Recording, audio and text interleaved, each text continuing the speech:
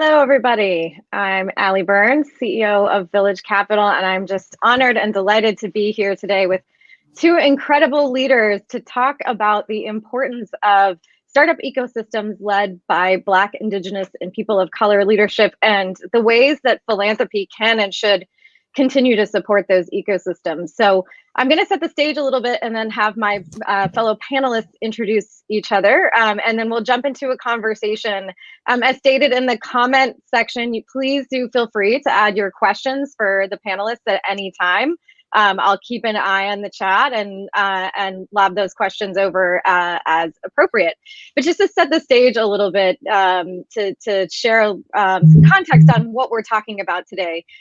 Many of you may have seen the figures that got a lot of attention in particular last year, that when we look at where venture capital is going, a very, very, very small and embarrassing percentage of venture capital, less than 5% if you look at the most positive data, goes to startups led by BIPOC, by Black, Indigenous, and people of color led companies. And that is just not acceptable. We're just missing a huge opportunity, frankly, if we are not investing in diverse leaders.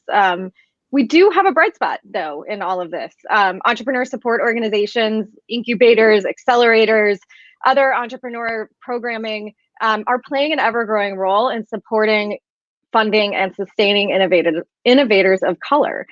One exciting data point that shows the importance of these ecosystem leaders is that 1 in 3 Black founders with $1 million plus in venture capital graduated from a Black-led accelerator.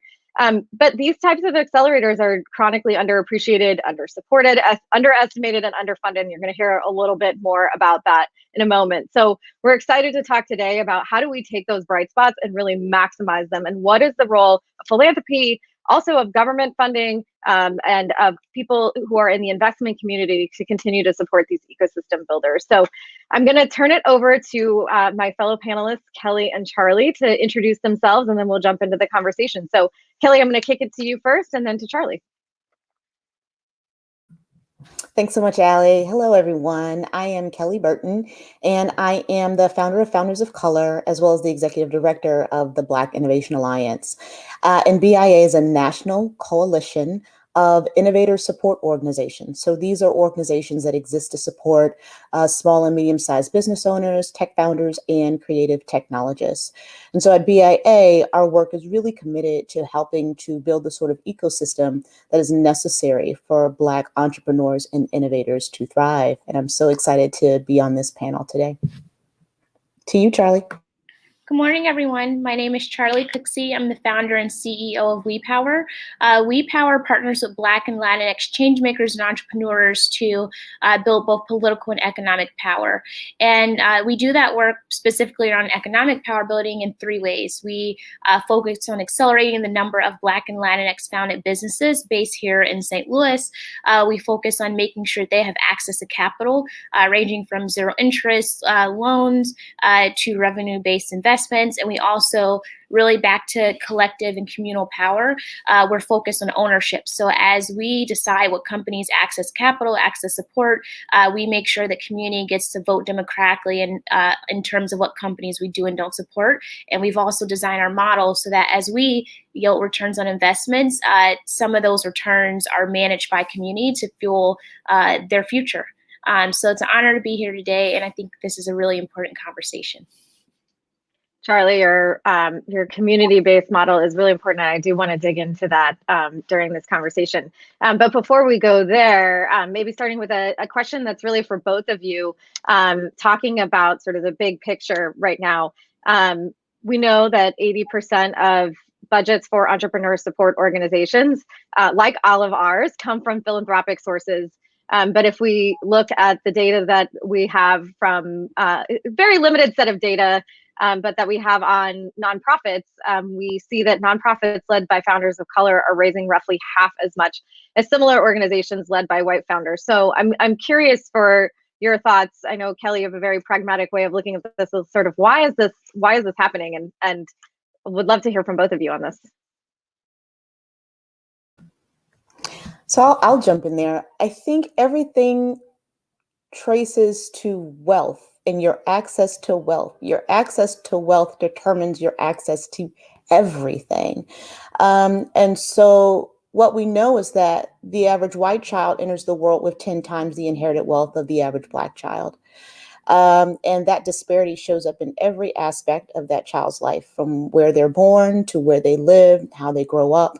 And we see it when these children grow up and they're building businesses or starting nonprofits. They're having to bootstrap because they don't have access to the resources that's necessary for them to grow and scale that venture.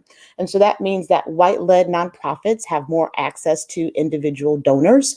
And so they can go to their church and raise $200,000 to build wells in Uganda. Black folks can't do that. And so we end up bootstrapping our nonprofits and having to go straight directly to philanthropy before we have a chance to even test out the model. And so then we end up being compared apples to apples when really our experiences could not be more dissimilar. And so it's really important for us to appreciate all the ways that racial disparities and economic inequality bear out, whether you are launching a startup or a small business, or if you're starting a nonprofit organization. Yes to everything Kelly said. And I think inherent in what I heard from Kelly is that systemic racism is embedded in every system, from the way that we support entrepreneurs to the way that entrepreneur support organizations are supported to the way that philanthropy exists. And so what I think is happening is we see that philanthropy is a microcosm of a much larger reality that our country is facing. And one of the things that Kelly spoke to, and I'll sort of build on that, is fundraising is relational. People give to people, and it's really about who you know and sort of the history of that relationship. And so when we think about exactly what Kelly said, when, for example, I'm not born of wealth or even close to it, honestly, I think that my journey as a social entrepreneur leading a few nonprofits has been the reason I've been able to raise the resources I've been able to raise is because I'm connected to networks that are predominantly white and wealthy through programs like Teach for America. And so that was a catalyst for me, but that does make me an anomaly. So I think we really have to talk about the root causes and the systemic themes and patterns and how to disrupt that so that folks like me who are raising funds aren't an anomaly, but this becomes a norm. And I think the other piece is in my journey in launching our first cohort of the accelerator, philanthropy honestly didn't come around to the idea of Black and Latinx focus accelerator until after we ran the first accelerator and had a proof of concept. And so I think that part of the challenge also is really shifting mental models of philanthropic leaders to, one, see the need, and two, to see the urgency, and then three, to pair that need and urgency with their dollars resourcing the work without organizations like mine and others having to really bootstrap so much that we're running a model with no resources just to prove that we deserve resources. So yeah, I think there's a lot there, but I think at the most sort of systemic level, it's racism that is a microcosm of all the things we see happening in our country right now. Can I plus one that really quickly, Allie? Before getting into the startup space, I was a nonprofit consultant. I'm still a nonprofit consultant. My agency, Nexus Research Group, is still around. And I've watched how philanthropy really struggles to appreciate the power of social enterprise. They just don't know how to play in the space. And if you're not a 501c3, it's almost like the model breaks. And philanthropy has lost the ability to really innovate in its thinking, to understand and appreciate that a 501c3 is just one vehicle to do good. It's not the only means by which we can achieve social impact. So it's really important for philanthropy to reimagine what it means to invest in the sorts of social impact that's necessary to move the needle. I mean, like I said, I've been in the nonprofit philanthropic space for a long time, and there have always been these conversations about nonprofits need to figure out a revenue model. Nonprofits need to figure out a revenue. They need mixed revenue. Well, you don't even understand how to work with an organization that has a business model that is a mixed business model that enables them to build that sort of operation. And so there's just a disconnect disconnect in the expectations versus what philanthropy is willing to support? I'm smiling here because I'm holding myself back from nodding vehemently. Yeah, it's so interesting. We talk a lot when we're talking about barriers to capital for founders and for startups. And one of the big ones being social capital. And this is a very similar challenge when you talk about ESOs and philanthropy, and other potential funders of entrepreneur support organizations. So I want to talk about each of your founding stories, and have the audience hear a little bit more about why you started each of your organizations. And Charlie, maybe that's an opportunity for you to share a little bit more about the community-based model or the community-focused model, and why you chose to try some of the awesome things that you're doing at WePower. So maybe we'll start there. Tell me a little bit about the impetus for starting WePower, and the sort of very unique perspective that you're bringing, which obviously at Village Capital being also a big proponent of peer selection, I am a big fan of, and would love for the audience to hear more about it. Yeah, sure. So I sort of consider myself a serial social entrepreneur, serial startup executive.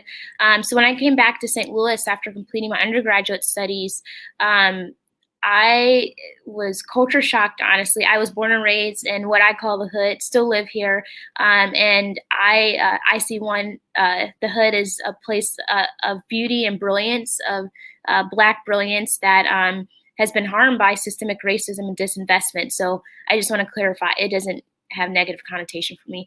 But when I came back, crime was at an all-time high. And this time it was different because I was thinking I could change the world one kid at a time, and then realizing, like, wait, my students are coming to and from the same neighborhood that I'm in, and they're hearing and could be subject to the same bullets that I'm could be subject to. So just that awakening after college just created this sense of urgency and responsibility, and also just feeling overwhelmed for me.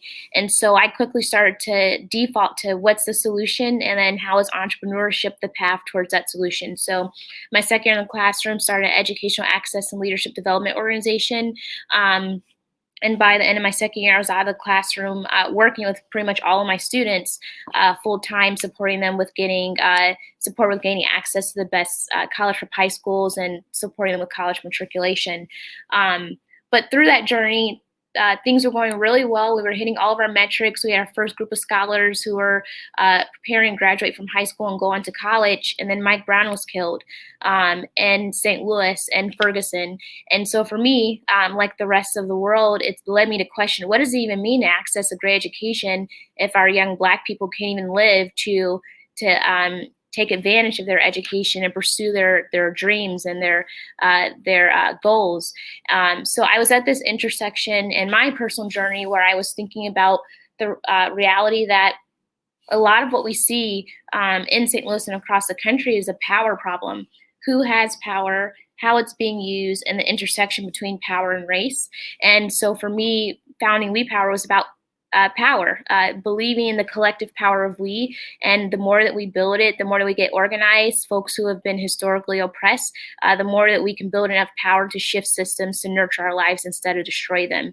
And so the way that we look at that is through both community-led policy design and policy change, and community-led wealth building.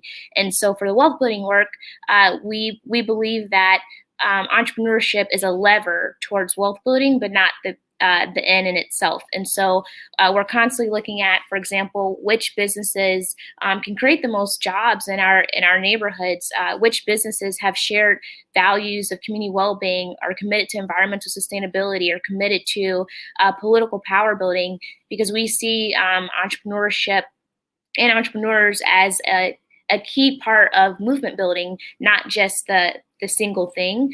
So different ways that we engage community is surfacing entrepreneurs, but also literally having a community voting process where folks can vote online. Pre-pandemic, we were set up at all the neighborhood centers with paper ballots, and folks could say, these are my top 5 companies. This is why I like them. this is what I didn't see in this list of finalists, and this is what I want to see next year. And then also we invite them into the work. So yeah, it was great I got to vote today, but I want to opt in to being part of the policy change work focused on economic justice, or being part of the education work, which also has an intersection with economic justice and wealth building. So for us, it's really about power. How do we build it, and how is entrepreneurship and access to capital and job creation a lever for power building to create the future in the neighborhoods that our communities deserve? So incredible. It is a remarkable approach, and one that I hope you are able to continue sharing in forums like this, what you're doing, because I think we need a lot more of community-centered approaches, and approaches that question traditional power dynamics, if we're really going to make progress. So yeah, absolutely. Kelly, I would love to also hear that. I'm kind of going chronologically here and going to sort of get to where some things we're collaborating on today, but would love to have you also share the founding story of the Black Innovation Alliance, and share a little bit more about how it came together, and how you all were thinking about the sort of co-convening of this group. Thanks, Allie. So last year, the top of 2020, I was in San Francisco participating in an accelerator, and decided to catch up with an old friend, Ania Williams, who is the founder of Black and Brown Founders out of Oakland. And while we were catching up, we couldn't help but talk shop, and we were dishing on all the ways that it was hard to run our ESOs, and hard in ways that we didn't even expect it to be hard, like multi-frontal hard. We were all chasing the same small checks. Corporate sponsorships were just for events, very rarely for programming. Foundations were barely playing in the space, and we couldn't charge our participants what it cost us in order to run the programming. And so it was just very, very difficult to build a business model. And we realized, we've had some version of this conversation with other friends and colleagues and peers in this space who run similar organizations, other ecosystem builders. So we said, you know what? We tend to all cross paths at South by Southwest. So let's just, do brunch at your Airbnb and go to Costco and get some croissants and some orange juice and figure out whether or not it makes sense for us to try to create some sort of collective front. So that's what we did. We reached out to a couple dozen of our closest friends in the ecosystem, and planned on connecting up at South by. Well, South by did not happen because COVID hit. And we decided to take the conversation online. And we met virtually starting in March, every other week for about 6 months. And we launched as the Black Innovation Alliance in the July of last year. And so at BIA, I love what Charlie said about We Power, because we launched with the slogan, "The power is us." And it's the same concept, like the power lies in community. And because our ecosystem is so fragmented, we're all doing this work in isolation. We don't have the bandwidth to collaborate in the ways that we would want to.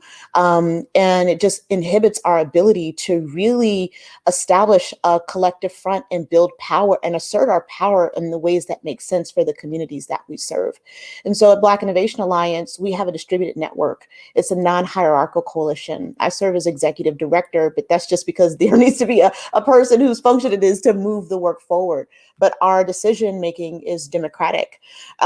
We have committed to moving at the pace of trust, because we realize that what we're essentially doing in Black Innovation Alliance is reconstituting Black community, and we're centering it in Black love.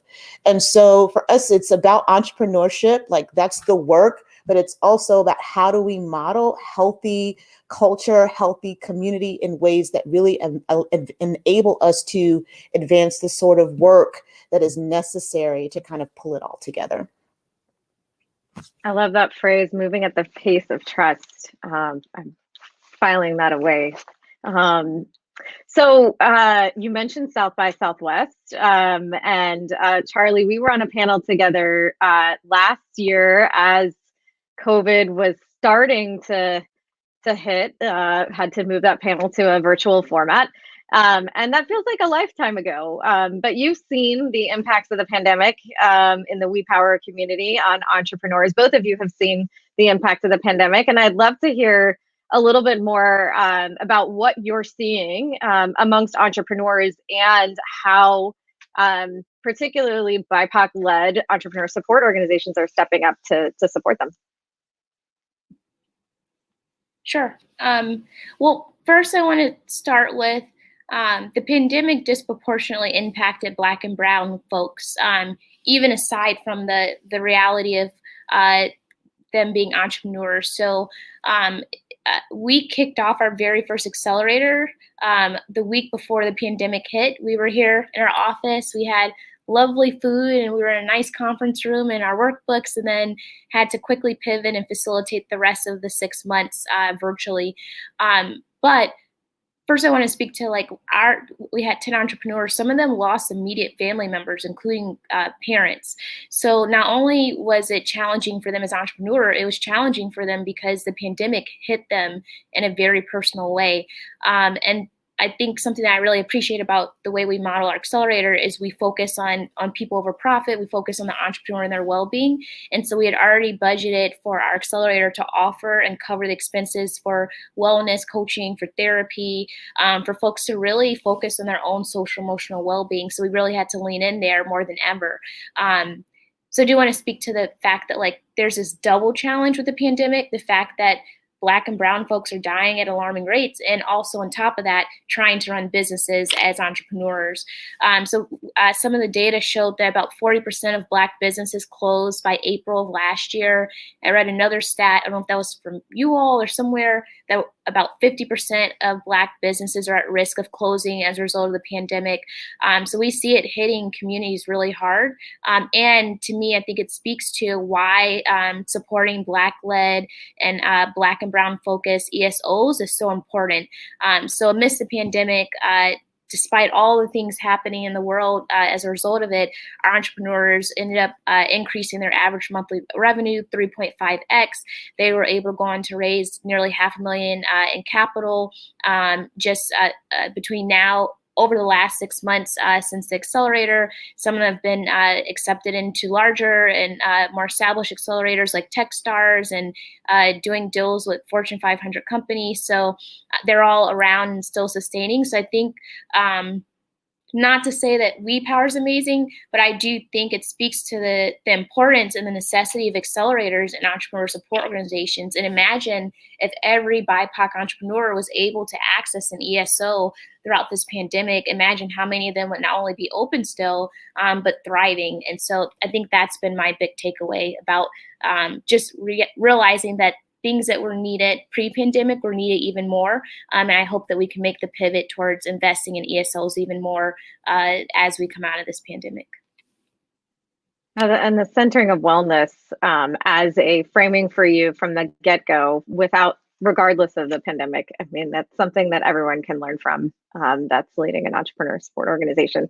Kelly, what about amongst the Black Innovation Alliance? What else have you seen as the pandemic has gone on?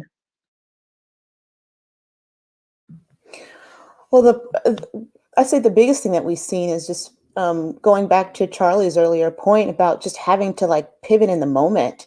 So much of Black-led ESO's business model is tied to in-person events, in-person programming. And so to have to kind of do a 180 on that, just like that, for a lot of our organizations was very, very challenging. But one of my big takeaways from this whole experience has been the power of networks. When we think about PPP, the only way that most entrepreneurs heard about PPP is if they were especially curious and entrepreneurial and got online and did all the things, or they were synced to a pre-existing CDFI, nonprofit organization, Black-led ESO. That's the only way that you got the information. And it really for me, reinforced the importance of building out our networks. We have to achieve some sort of network effect. Otherwise, people are just going to be lost because they fall through the cracks. So for me, the big aha was we've got to strengthen and fortify our ecosystem. We have to figure out the connective tissue piece. We have to do a better job of syncing organizations to one another, because if it's just your organization, you only have like a very limited line of sight. But how do we make sure that we sync up organizations so that we are more effectively able to deploy information and resources in ways that are highly efficient? So that's been probably my biggest takeaway from the pandemic, the importance of networks, infrastructure, and systems. That's great. Thank you. So I wanted procedural reminder to thanks to the folks who have added comments. If you have questions, please do feel free to include them in the comment box, and we'll be happy to get to them as they come in. But sort of, so going from founding stories to the onset of the pandemic to what we're working on together today, the Black Innovation Alliance and Village Capital have partnered to launch a program called Resource. And Resource is a nationwide project that is focused on supporting entrepreneur support organizations that are led by and focused on founders of color. We have had philanthropic funders that have stepped up to help support this initiative: UBS, Sorensen Impact Foundation, Moody's, Travelers, and we're really grateful for their support. And the goal of the project is really to create a stronger entrepreneurial infrastructure for diverse founders across the United States by running both accelerators for entrepreneur support organizations, but more importantly, building a community of practice amongst ecosystem leaders. And WePower is one of the organizations that's participating in the program as well. So I think there's some things we can dig into here, and it's not to be overly promotional of the program, but I think for folks who are asking themselves, how can I step in and step up and help to support these ecosystems? There's a lot of lessons in what we're building within the resource program. So Kelly, I don't know if you want to add a little bit around the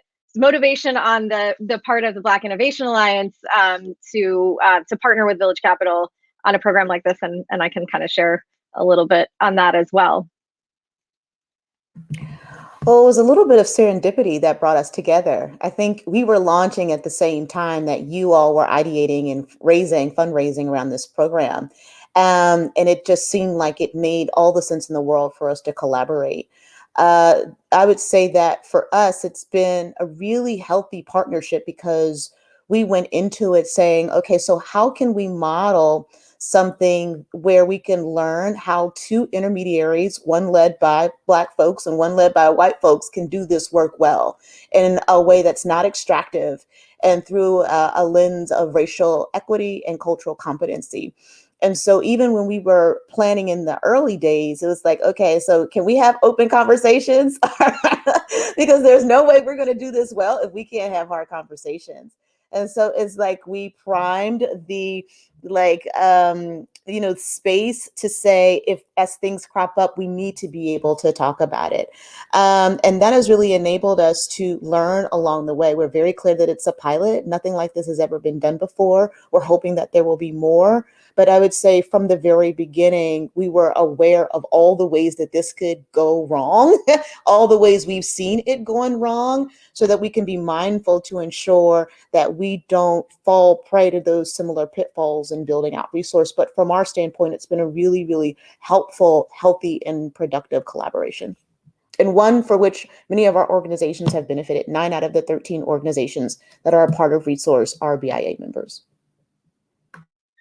Thanks. And context from Village Capital's perspective. I mean, first of all, we knew that we couldn't build something like this alone, and we needed incredible partners, both with Black Innovation Alliance, but as well as thinking about the participant ESOs as partners in this work as well. We've been running a few programs historically that are focused on capacity building for entrepreneur support organizations writ large in the global markets where we serve, and knew that we could leverage that and bring that to the table in a way that was really focused on supporting ecosystems led by Black, Indigenous, and people of color. And we knew that we needed to bring a great partner to the table to help us build that cultural competence. And also, we're very excited about supporting an emerging organization like the Black Innovation Alliance. So it's been a ton of fun and a really great learning experience, and honest, open partnerships, really setting expectations and continuing to have those checks along the way to make sure we're continuing to be a good partner. And so I often, when Kelly and I have done panels like this together, say, Kelly, how could we be a better partner? So maybe I'll throw that out there, not to put you on the spot, but and then Charlie, would love to hear from you on your experience in the program. But Kelly, any thoughts on the partnership itself? We want more, more partnerships, more opportunities to partner. Like, going back to Charlie's earlier point about being limited by our networks, let's keep it real. A Village Capital has far more access than a Black Innovation Alliance. It's not that we don't have the capabilities. We, all of our members are leaders, 51 leaders of organizations that are been in this work. And most of these people come from other careers. We've got folks who've been professional fencers and run state agencies, have been program managers. So these are highly experienced people, but we lack access to networks and folks that will give us a yes. And the trust is not there. So it's really helpful if we're able to come to these tables in partnership and alliance with a Village Capital. That means a lot. And it's really enabled us to bring in earned revenue because we're functioning as a consultant. And that's super important to our model because, yes, we're hoping that philanthropy sees the alignment. But if not, we want to be able to generate the sort of revenue that enables us to carry forward our mission. And so it's really been helpful for us in establishing that model and giving us the sort of flexible capital that enables us to build operational infrastructure. We are setting ourselves up to be an intermediary focused on systems change. So it's not easy for us to pitch the sort of programmatic work that foundations tend to, need in order to be able to make a big investment. System change requires large-scale investment. And if you're a young Black-led organization that's not your traditional model, it makes it increasingly difficult to secure the sort of resources that are necessary. So for us, we feel that we are learning along the way, but we are open to more partnerships that allow us to do really bold, courageous work in ways that leverage our respective strengths. Love it, and we're up for it. So more to come on that. Charlie, you and your team are busy building a growing organization. You've shared a lot about all the exciting work that you're doing. So tell me about the attraction of a program like Resource when you've got a lot of other stuff on your plate. Would love to hear more about that. Yeah, sure. Well, I'm not the point of contact for it, but Keisha, who is our director of entrepreneur support and runs our accelerator, literally at 4 this morning was dropping the decks from the last session into our Slack, and I oddly was up too, and I was like, oh, this is good stuff. So I do know that every time the team goes to one of the sessions, they're leaving even more equipped resources and tools and skills to really grow our impact here in St. Louis. And also the work is lonely and it's hard here. So I think the opportunity to just simply be in relationship with other organizations across the country who are also navigating similar challenges, but have shared dreams and visions for how to really grow the number of thriving BIPOC entrepreneurs is just affirming. And I think this conversation around resources is important to be able to have, because sometimes we can be in our own regions and cities and me wondering, like, is it just me who's trying to convince funders why we need to get funding for this? And I will say, like, we have seen a huge influx in resources post the initial accelerator cohort. And now I'm trying to navigate, all right, so now we're in the door, we're getting the check. And I just read this press release where this organization's Twyla got $1 million and we just got $25,000. And so I think just being able to have those honest conversations in a space where folks who get it, folks who have been experiencing similar things, it just feels like a safe space to process really hard things, but also have the tools and resources to navigate it. So super grateful. Awesome, thanks. We do have a question in the comment that is focused on a little bit more insight into maybe each of your and your organization's daily lives. Phyllis is asking, what does an average day look like for both organizations?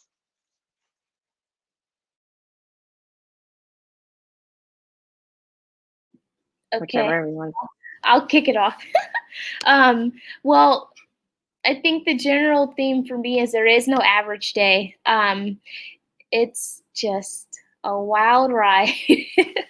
And our work is a bit unique locally. So we do focus on the policy and systems change work led by community members. And then we also have the wing focused on wealth building. So it's filled with anyone, and we're a startup ourselves. So yesterday, for example, was part of a working group with the local hospital as they figure out their way to be a better anchor institution and advance community wealth building for communities of color, and then jump from that to a presentation to a group of nuns, a group of sisters, and about our community wealth building and accelerator, and it was so affirming and amazing to I just left feeling on cloud 9 in that conversation, and then jump into a meeting about, all right, how do we customize our CRM so we have a more strategic process for sending emails, and how do I send this email to the right listserv? So it really is all over the place, a lot of internal and external, because we're trying to build internal infrastructure. But the heart of it, I think I spend most of my days trying to solve problems, take advantage of opportunities that are on the horizon, and supporting my team in doing the same. Awesome. I would likewise say that it's not a typical day. I described this current stage of my career, especially the last 3 months, like being on a train that's moving really, really fast, and I have no idea where it's going. I just figure that I better hold on so that it doesn't completely fling me off. And that's what it feels like in this moment. And I think the sense among a lot of leaders in the space is to capitalize on the momentum in the moment, because we don't know how long it's going to last. We don't know how long folks are going to care. And my big concern when it comes to these diversity, equity, inclusion conversations is we spend all the momentum talking in conversation.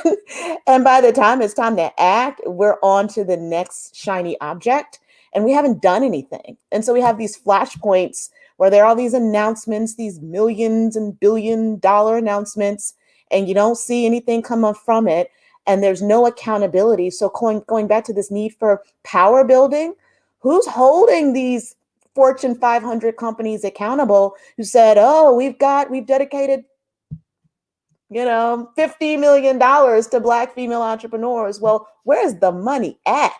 How did you spend it? What were your metrics? What was the impact? And then you come to find, oh, it's $500,000 in grant money, and then, $50 million in some loan program that is not carried out through a racial equity lens, and the money never gets deployed, right? And so there's just a lot of shenanigans happening in this space, in this work. And so I'm completely off topic, but my point is to say there's a lot of energy and a lot of activity.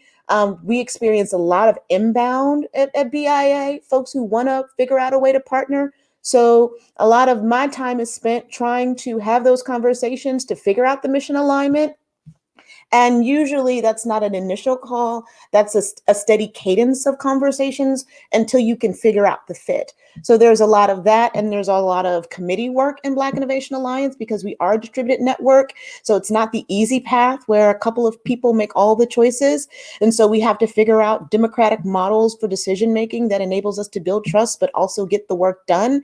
And we're also trying to relationship build virtually, where we're spread across the country. We much rather be in physical space with one another, but those opportunities don't exist. So how do you build community in a virtual situation in ways that enable you to really carry forward a really big mission while other folks are like running organizations in their own right and have full lives? How do they also show up as leaders in this work? So that's all that I kind of tend to manage in a typical day. Just a little bit. Yeah, it's not much. Oh, go ahead, Charlie. Yeah, jump in. I think Kelly lifted a very, very important point. After the murder of George Floyd and the uprisings, we saw donations coming out of nowhere, both locally and nationally.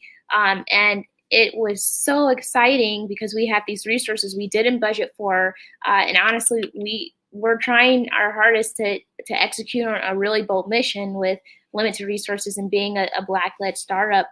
And I was just being interviewed by someone last week or this week actually who's trying to collect data on, all right, there was like $10 billion or something, or maybe more pledged for racial justice, but we can only find like 1 billion that's actually been distributed.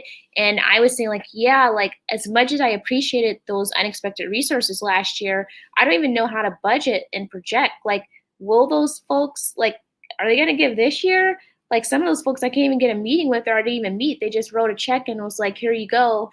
And so it is a really hard time and opportune time where I think we really need to see philanthropy put a stake in the ground and say, we're going to make a 5 or 10-year pledge at 100,000 per year, not just a one and done in the moment so they can check a box and say that we're committed to racial justice. So I really think we have to have a serious conversation about that.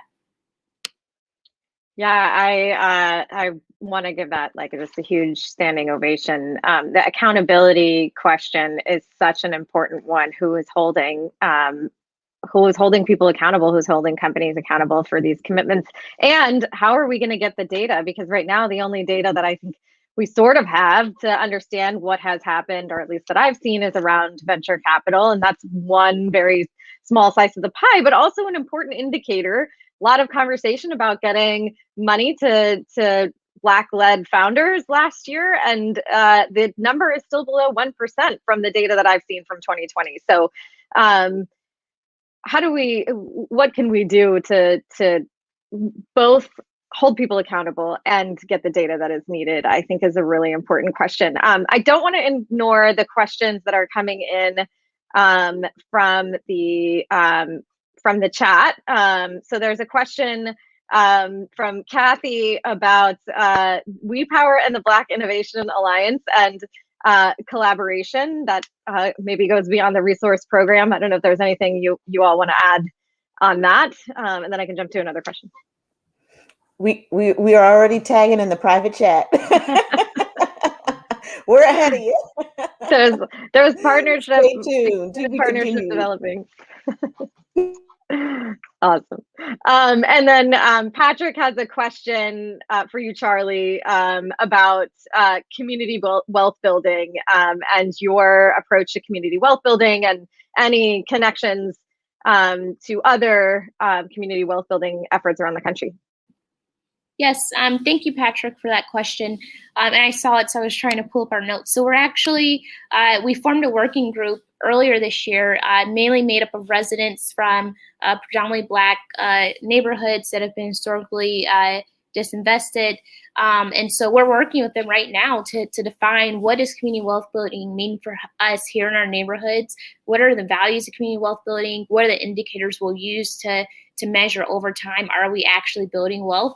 And then from there, we're going to build out a set of strategies. But there's a few places that we're really learning from and leaning into as leaders in this space. One is Liberation and Generation, a co-Black-led national, I don't know if we want to call it think tank, but national policy shop that is supporting organizations like WePower on the ground as they build out their wealth building strategy. And then the New Economy Coalition, who is doing work across the globe. It's a collaborative of organizations all doing work at super local and grassroots levels to really advance a new economy that is focus on repairing and restoring relationships with the earth, thinking about democratic control, putting people over profit. So those are two places that we're really leaning in and learning from how to grow community wealth. But for us, we have a working definition right now that says community wealth building is an approach to creating collective well-being by shifting economic power to ordinary people and communities. So for us, that means shifting away from a system or sort of structure of wealth that strips wealth from Black and Brown communities, and one where Black and Brown communities get to build the wealth and retain that wealth. That looks like basically disrupting the ways that we've allowed environmental injustice to exploit and harm communities of color, and shifting to a way where we built wealth that where we are able to sustain our life in relationship to the nature, and we're able to respect nature in relationship to our daily lives. So we're building the plane while flying it right now. And I think the one other detail I'll add is that we pair that with our policy strategies. So right now, one of our key policy strategies is a campaign led by residents focused on community benefit agreements, and using community benefit agreements as a lever for residents to say, we want to negotiate living wage jobs in our neighborhoods. We shouldn't have to drive an hour away to access a job that doesn't even pay a living wage. Leveraging community benefit agreements as a policy to guarantee that folks don't get displaced as new developments are coming. So we're thinking both about what we can do directly as an organization, and also about what policies we can push for across the region. That is awesome. Thanks, Charlie. Since we only have about 12 minutes left, I would love to jump to practical steps for folks who are listening in or who may see a recording of this. We're here specifically to talk about what philanthropy can do to support BIPOC-led startup ecosystems, but maybe we can also broaden that out to say, if you're in philanthropy, if you're in government, or if you're in a policy making or policy influence role, or if you are just someone who wants to help, how can people step up and help support organizations like the ones that are part of the Black Innovation Alliance, like WePower, and the other organizations that are in the resource program? Well, I'll start by saying I think philanthropy has an appetite for the issues that are a result of the lack of access to wealth. They don't really go deep on economic empowerment, so it's like education, financial literacy, juvenile justice, and all of those are important, but they're downstream. We need increased focus on economic empowerment and how we support the sorts of models that enable Black and Brown folks to be self-sufficient. When it comes to wealth creation, entrepreneurship is the #1 wealth generator globally, and it eclipsed inheritance about 3 or 4 years ago.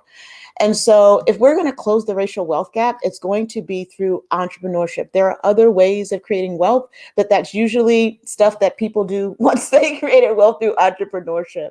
And so if we can just redirect a little more focus within philanthropy towards supporting entrepreneurship and entrepreneurial models, that would get us a long way. And the last thing that I'll say is kind of going back to Keith's earlier question about long-term actions or programs. We really need to think about what it takes to provide long-term sustainable support to organizations like WePower. If you're an individual donor, just pick an organization whose work you love and support them for 5 years.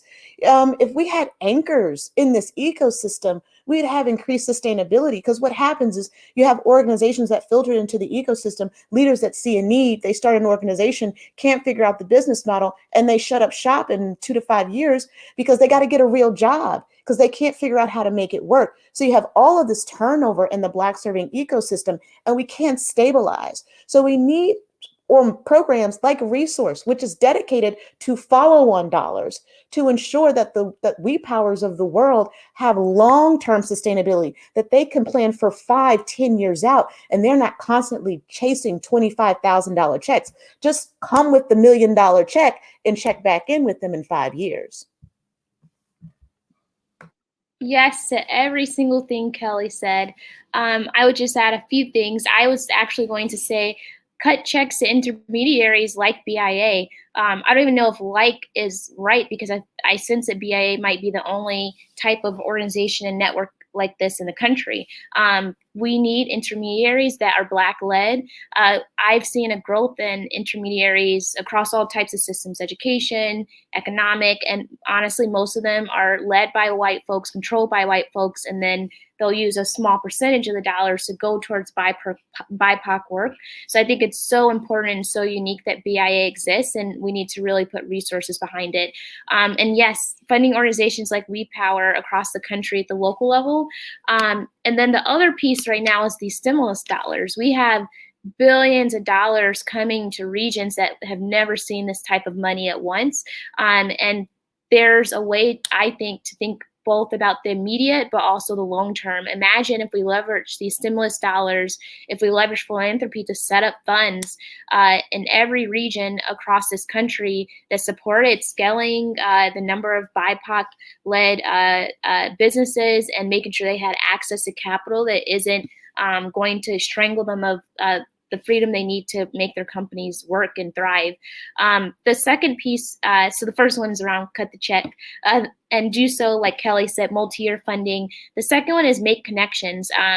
It's great to be able to have resources from a single funder, but also we need a lot of money to do this work. And so it will be great to just be able to connect and meet other funders who are mission and values aligned, and then helping us grow our platform. If there's ways that we can amplify our story beyond a one-on-one with one funder, that would be great as well. So those are my key takeaways. Awesome. Well, I'm going to keep asking questions until we have to the 12:30 because I could talk about this with you two for hours.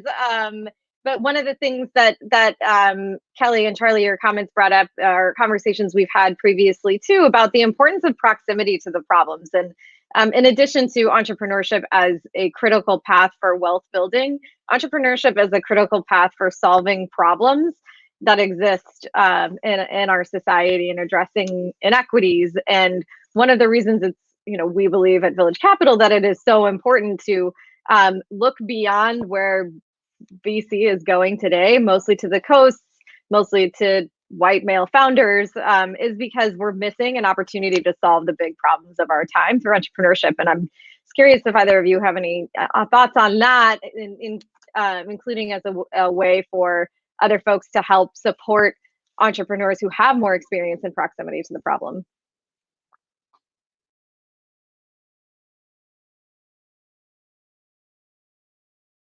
Or if you totally disagree with me, that's okay too. No, I think we're both like, you can go. But I think that's absolutely right. I feel that oftentimes in this work, we just ask the wrong questions because we don't really have the context. We don't understand like what's really going on the ground when we talk about entrepreneurs. Even when we talk about venture capital, there's just such a small segment of all businesses, especially businesses led by people of color, that are a good fit for that sort of investment. But because we don't have a sense of what the community looks like and what the community needs, it's very difficult for us to tailor solutions that fit. We talk about even when it comes to underwriting for loans. We want to believe that when it comes to small businesses, apples to apples. How do you compare someone who has access to 10 times the wealth to someone who has access to a 10th? That's totally different underwriting criteria. But we don't think about it that way because it's like once you're an adult, all is equal. We live in a meritocracy, self-reliance. And, all that's a myth. It still predominates in these spaces, and we think that all is good for everybody. But because we have lack of understanding of the context and what's actually happening on the ground, it really inhibits the ecosystem's ability to create the sort of solutions that are necessary in order to help Black and brown folks move along in their trajectory as an entrepreneur or small business owner. Anything you'd add there? Just yes to what Kelly said. I feel like that is basically what I could just say this whole panel. It's like, yes to what the two of you are saying. So thank you so much. We have a few more minutes. So I just want to give you both a chance for any Any closing thoughts? I'm feeling so inspired by this conversation, as I always do, in chatting with both of you. So I'll leave it to the two of you for any closing thoughts, and then we can let folks go. Oh, it does look like we have one more question, which is a great question, maybe to close on, is how have the organizations approached trust building with BIPOC communities, with each other, and with philanthropy? And I think we probably all have a perspective on that. So I'll let you each answer that and add any closing thoughts. Sure. Well, I think for us, we are part of the community. I live in the same community that we are serving, and I'm one of those residents. I didn't vote, but I'm in theory one of the residents who could have voted. My mom and my aunt and my next door neighbors voted on what companies they wanted to see come into their neighborhood. So I do think back to that question that Allie raised. Proximity matters so much. And my team, it's 10 of us. 7 to 8 of us identify as Black and or Latinx. 7 out of 10 of us identify as women. I think that we are trying to create the world internally that we want to be true externally. So just continuously trying to make sure we grow the right team, not just whose values align, but who reflect the lived experiences of the entrepreneurs we're trying to work with, but also just building relationships with residents, grabbing now virtual coffees. Before that was knocking on their door and having a conversation or having a community gathering. And then also doing work.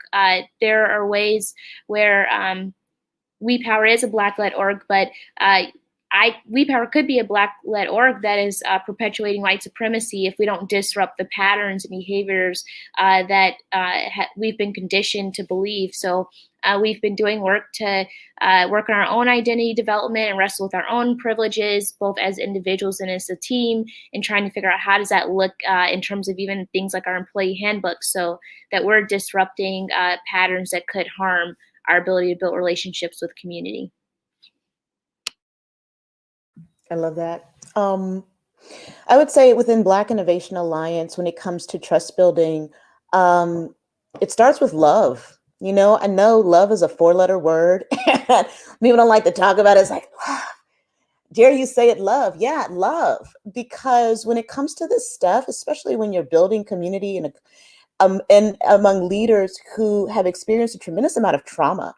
If you're a Black leader, I would say in this era, but ever, there's just a tremendous amount of trauma that you incur on an ongoing basis, and a lot of unpacking and wrestling with that Black folks just don't have the space to deal with. And so part of it is just creating safe space where we can love on our people and love on each other and check in on one another and be honest and forthright and, and straight up. And, we have our general body meetings, but it's really an opportunity for us to cut up and tease one another and make sure we're okay, make sure that we're okay, because if anything is going to help us advance this work, it's really got to be grounded in love. And when it comes to dealing with largely white-led potential partners and founders, grace and offering up of the benefit of the doubt to say, well, why is this not happening? And not always leading with, well, it's racism. Well, maybe, but maybe they're just risk averse, or maybe there's implicit bias at play. Like, let's unpack to figure out what else is going on. How can we give folks the benefit of the doubt and really try to come to terms and figure out, get a better of an understanding of one another? Allie, I reached out to you a couple of weeks ago because we've been doing this work over the course of the last 6 months. And I'm like, I don't think we ever had a one-on-one. Like, let's just connect. I don't know if you have a cat or a dog or where you grew up. Like, let's chat. But it's relationships, going back to Charlie's earlier point. So leading with love, holding one another accountable to that, not only in our community, but in our extended relationships. And for me, just to add, I think leading with love is such a great thing to close on. But for me, it's also knowing for us as a white-led organization that can do a lot better when it comes to our leadership in particular, knowing where we fall short and being willing to know what we don't know, being curious to learn, partnering with organizations and listening. At the same time, being a voice to call out systemic inequities and not just sitting by and staying silent. Those are some of the things that we've been working on. Charlie, your comment, I feel like we need to have a follow-up on how you're developing your team, how we're developing our own internal systems. A lot of the work that we've done at Village Capital is centered on disrupting traditional power dynamics in the investment process. And now we need to do the same thing with our own internal processes so that we're not perpetuating the same systems that exist. And it would be very easy for me to just continue on doing what I'm doing. I have the privilege of doing that. I get in trouble sometimes for not doing that. And I'm totally okay with that. I want to keep getting in trouble. So maybe that's one of the things that I will continue to commit to do to build trust and connection, is being willing to stick my neck out there and get in trouble. So I just want to say thank you again to you both for being incredible partners and for taking the time today. And I hope everybody learned a little something in the conversation and is as inspired as I am. Thank you, Allie. And thanks everybody for the engagement. Thanks, Charlie. Take care. Bye.